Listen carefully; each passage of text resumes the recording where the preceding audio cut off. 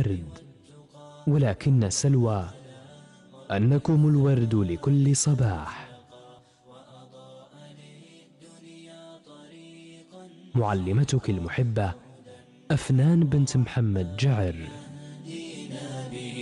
للصالحات وللمكارم والتقى، هذا كتاب الله أعذب منهل أنعم به من مورد لمن استقى. قد صانه رب العباد بحفظه وحماه حتى لا يضيع ويخلقا. طوبى لمن حفظ الكتاب بصدره فبدا وضيئا كالنجوم تألقا، وتمثل القرآن في أخلاقه وفعاله، فيه الفؤاد تعلقا، وتلاه في جنح الدجى متدبرا، والدمع من بين الجفون ترقرقا. هذه صفات الحافظين كتابه حقا، فكن بصفاتهم متخلقا. يا حافظ القرآن رتل آيه، فالكل أنصت للتلاوة مطرقا. قطاف الأفاني.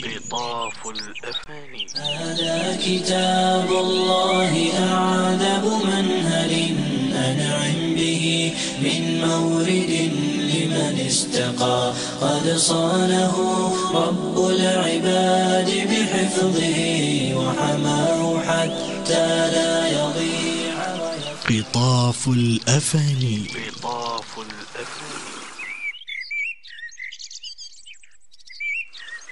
ومن أحسن قولا ممن دعا إلى الله وعمل صالحا وقال إنني من المسلمين.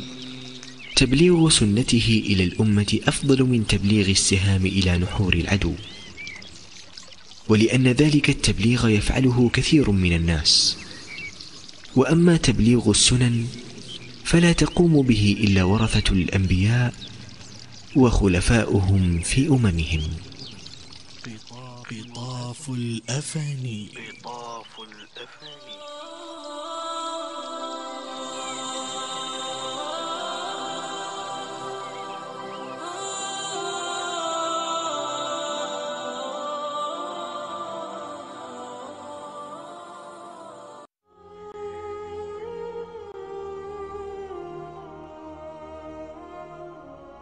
أمي حكاية طويلة من الحب والعطاء. أمي ذات اليد البيضاء. أمي عنوان السخاء. أمي تعجز الكلمات والعبارات والمعلقات عن وصفها، فهي أكبر بكثير. أمي تعبت وبذلت وشقيت من أجل أن ترى أبناءها في تمام الصلاح، صلاح الدين والدنيا. أمي ضحت بحالها ومالها من أجلنا. أمي كبرت وكبر همنا في قلبها، فقد ألحقت بنا في الهم أبناءنا، فكأنها عادت تربي من جديد.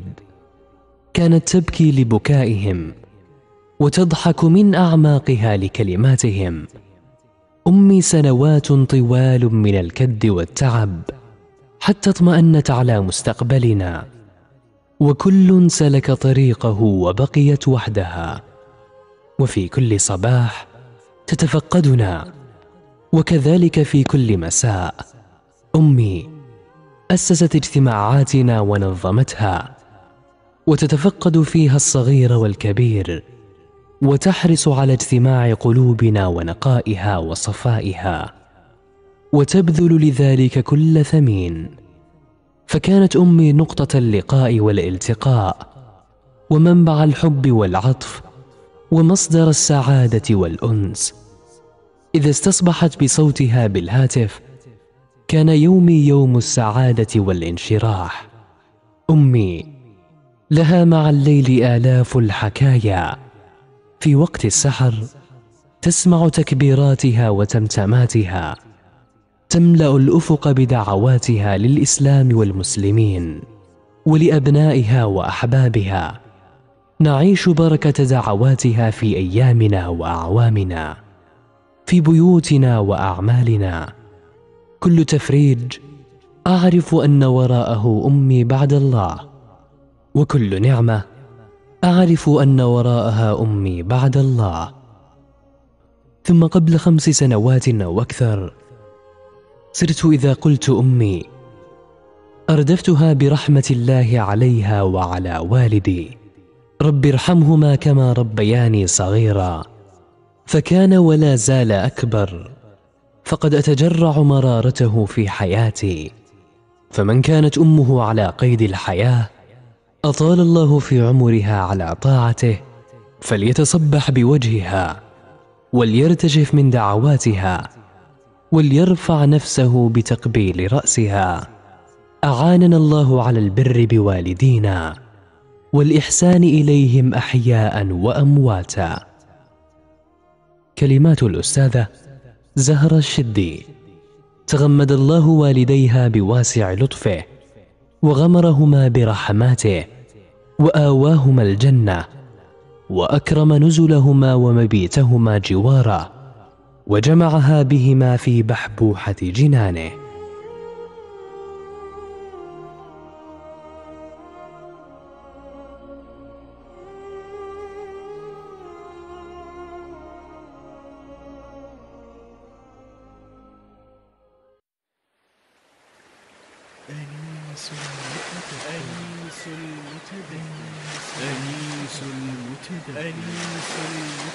أنيس المتدبر. قرآننا سقي قلوب أجدبت، إذ غطها الذنب بكل شقاء، فكتاب ربي مؤنس لنفوسنا، يروي القلوب ينيرها بضياء. أنيس المتدبر.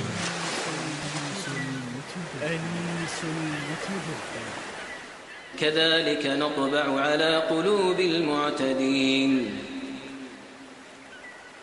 سنة الله تعالى في البشر، وهي أن العبد إذا أذنب وواصل الذنب بدون توبة يصبح الذنب طبعا من طباعه لا يمكنه أن يتخلى عنه. وما الذنب إلا اعتداء على حدود الشارع، فمن اعتدى واعتدى وواصل الاعتداء حصل له الطبع وكان الختم على القلب، فيصبح لا يقبل الإيمان ولا يعرف المعروف ولا ينكر المنكر. فتوغل الشر والفساد والظلم يوجب الختم على القلوب، فيحرم العبد الإيمان والهداية. مثاني القرآن بشرى ترتقي نحو الجنان بهمة علياء، هو أنس من قد جاء يقرأ خاشعا متدبرا في آيه بصفاء. وأنس من قد جاء يقرأ خاشعا متدبرا في آيه بصفاء.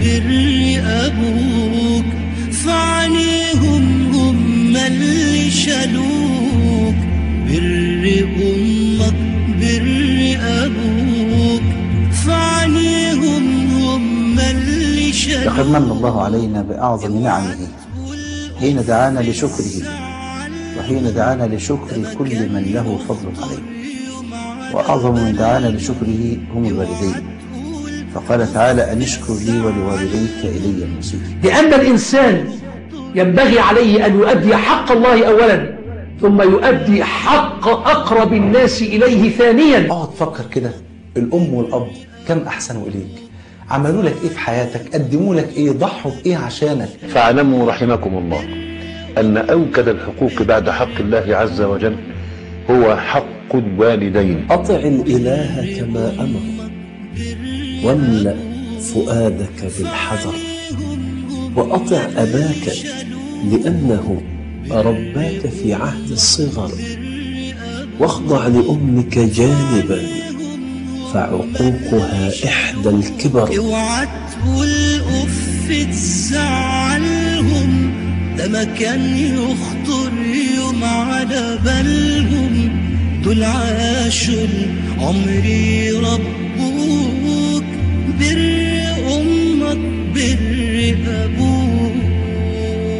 بر الوالدين باب من أعظم أبواب الجنة، ولم لا، وقد قرن الله عز وجل توحيده بهما، فقال تعالى: وبالوالدين إحسانا. وبالوالدين إحسانا أي أحسن إليهما. ونهى جل في علاه عن إيذاء الوالدين، حتى أنه مثل لذلك بأقل حرف أو كلمة يمكن أن ينطق بها العبد، فقال تعالى: فلا تقل لهما أف ولا تنهرهما. فلا يحل لنا أن نقول كلمة تؤذيهم أو تؤرق مشاعرهم أو تنكد عليهم من قريب أو بعيد. بر الوالدين من أسباب سعة الرزق، من أسباب تفريج الكروبات، من أسباب مغفرة الذنوب، من أسباب الفوز بالجنة، من أسباب الفوز برضا ربنا سبحانه وتعالى. بر الوالدين أن تشعر أباك وأمك بالسعادة، فهو حق لهم سيحاسبنا الله عليه، ومسؤولية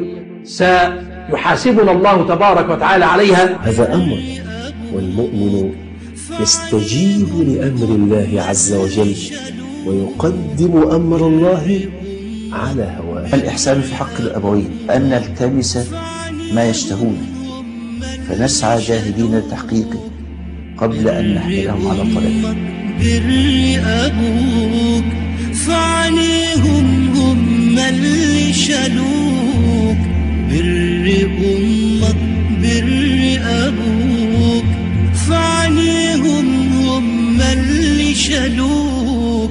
اوعى تقول أف تزعلهم، ده ما كان يخطر يوم على بالهم. روى البخاري في الأدب المفرد بالإسناد الصحيح عن عروة بن الزبير قال: لا تمتنع من شيء أحباه. فكل كلمة تسعد أباك فهي من البر، وكل حركة تسعد أمك فهي من البر. لنعلم هذه الحقيقة ولنحرص على بر آبائنا وأمهاتنا، فبهما نكرم. عن عائشة رضي الله تعالى عنها قالت: قال رسول الله صلى الله عليه وسلم: دخلت الجنة فسمعت فيها قراءة، فقلت: من هذا؟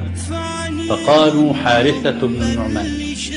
فقال رسول الله صلى الله عليه وسلم: كذلكم البر، كذلكم البر، وكان أبر الناس بأمه. كما صح عند الترمذي من حديث أبي الدرداء رضي الله تعالى عنه: الوالد أوسط أبواب الجنة، أوسط الشيء أحسنه. محتاج ان انت من النهارده تبدا صفحه جديده، تقبل ايد امك وايد ابوك، تدعي لهم ان كانوا مش موجودين، تستغفر لهم، تعمل لهم صدقه جاريه على قد ما تقدر. فيا ايها الابناء احسنوا الى الاباء. اسال الله تعالى ان يجعلنا واياكم ضارين بابائنا وامهاتنا.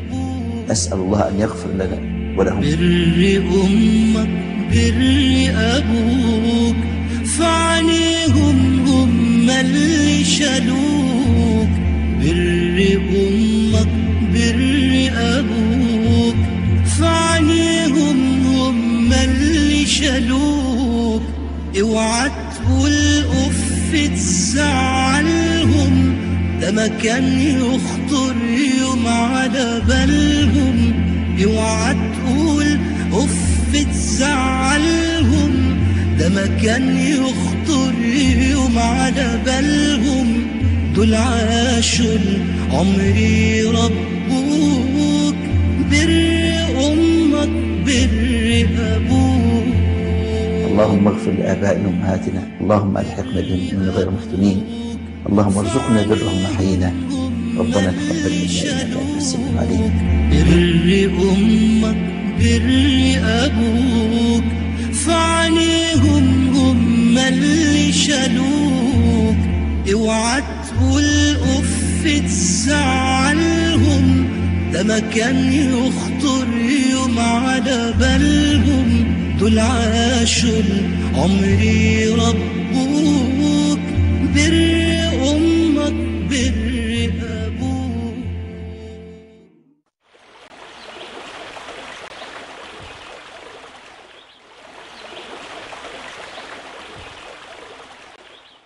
إذا خرج من الإنسان سائل منوي بدون شهوة، وإنما حصل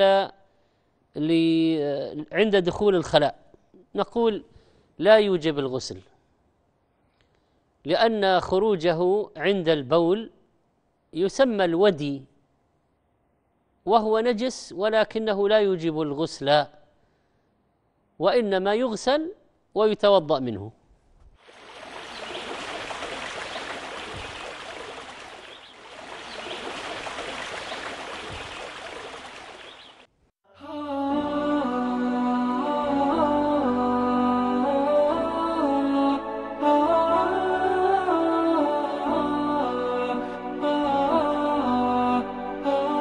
الجميلة لحياة جميلة. مرحبا بكم. جادت للإشهار معكم. أنتم التجار، رجال أعمال، حرفيون، صناع، أو حتى مواطنون عاديون. للإعلان على شاشة الجميلة أرقامنا الهاتفية تحت تصرفكم: 05 57 82 81 45، 07 94 40 61 32، أو على الثابت 035 69 69 23. 10 نهج الجمهورية، برج بوراريج، الجزائر. دعاية أكبر بميزانية أقل. تعالوا إلى الخير يا مسلمون، تعالوا علمتني السنوات الماضيات أن حسن الظن بالله ليس كلمة تقال، وإنما هو يقين يخالط شغاف القلوب وخلجات الصدور. حسن الظن بالله سكينة في الملمات، وثبات عند المدلهمات، ونور في الظلمات. إن الله مع الذين اتقوا والذين هم محسنون. البلاء والمحن والفتن سنة ماضية وطريقة جارية لمن أراد الله والدار الآخرة، وأشد الناس بلاء الأنبياء ثم الأمثل فالأمثل. ألف لام ميم، أحسب الناس أن يتركوا أن يقولوا آمنا وهم لا يفتنون. علمتني الحياة وعلمتني تلك السنون عدم تعلق القلب بالخلق أو الركون إليهم، مع انقطاع الرجاء منهم، لأن من تعلق بشيء وكل إليه، مع تمام التعلق بالله واللجوء إليه وطلب النصر والفرج منه. إنما أشكو بثي وحزني إلى الله، وأعلم من الله ما لا تعلمون. وتعلمت وجوب الأخذ بالأسباب الشرعية وعدم تضييع الفرص إذا سنحت. يقول المصطفى صلى الله عليه وسلم: لو دعيت كما دعي يوسف لأجبت الداعي، وفي رواية لاستبقت الباب. فقد تضيع فرصة سنحت فتندم على ذلك ولا تمندم. تعلمت الواقعية والاعتدال وعدم تحميل النفس ما لا تحتمل، فلا يكلف الله نفسا إلا وسعها، ولا يكلف الله نفسا إلا ما آتاها، وكل امرئ أعرف بنفسه، والقصد القصد. الحياة فرص، وفرص البلاء قد تكون أعظم من فرص الرخاء، فإذا هبت رياحك فاغتنمها. البلايا أيها الأخوة والفتن نعم من الله جل وعلا. إخوان لكم ابتلوا وقبل البلاء لم يكونوا يحفظون كتاب الله، فمن قضى البلاء إلا وهم، لا أقول يحفظون كتاب الله، بل يهذونه هذا ويجودونه تجويدا. الشدة أيها الأخوة والفرج متلازمان لا يفترقان، فكلما اشتدت الأمور قرب الفرج، فإن مع العسر يسرا، إن مع العسر يسرا. التفاؤل مهما كانت الظروف والأحوال، فما رؤي رسول الله صلى الله عليه وسلم أشد تفاؤلا منه في أيام الأزمات والشدائد. مما علمتني تلك السنون أن من يريد أن يعمل لله وأن يبلغ رسالة ربه فلن يستطيع أحد من الخلق أن يمنعه أو أن يحول بينه وبين رضا الله جل وعلا. نعم، يغلق باب فتفتح أبواب، ويسد طريق فتتراءى لك الطرق والمسالك والشعاب. فليست الدعوة مقصورة على صعود منبر أو تأليف كتاب.